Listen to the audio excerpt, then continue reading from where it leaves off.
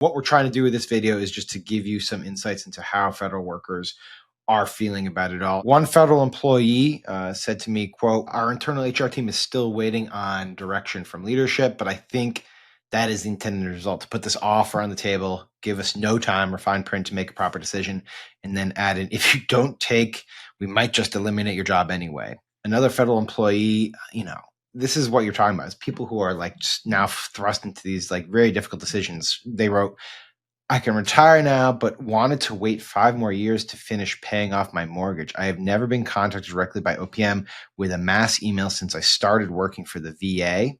That's the Veterans Administration, in 2004.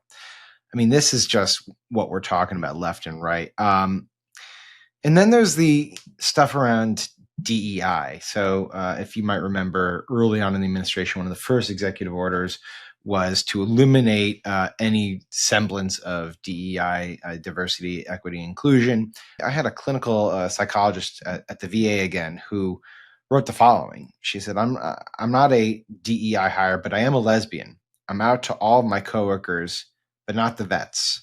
Fortunately, my supervisor, who is the chief of psychology, totally has our back. She held 2 optional virtual meetings for us to ask any questions about what's happening and not happened. A great leader. It was an employee at the Centers of Disease Control Prevention. They noted that they got the email from the administration, and they were tasked with removing all references to gender identification under the guise that it was going to defend women. They were instructed to remove the word gender and replace it with sex. And it created this really awkward situation. This employee wrote, "My manager is an LGBT white woman married to a woman. Yesterday, she was crying in a meeting while at the same time instructing us to follow these orders." Yeah, that was tough. Imagine your manager who is being forced to read these instructions, more or less kind of downgrading or erasing her existence and being like, "Well, this is now the policy," and she's just sitting there and you're standing there and crying. But this is where we're at. We're 2 weeks or so into the administration.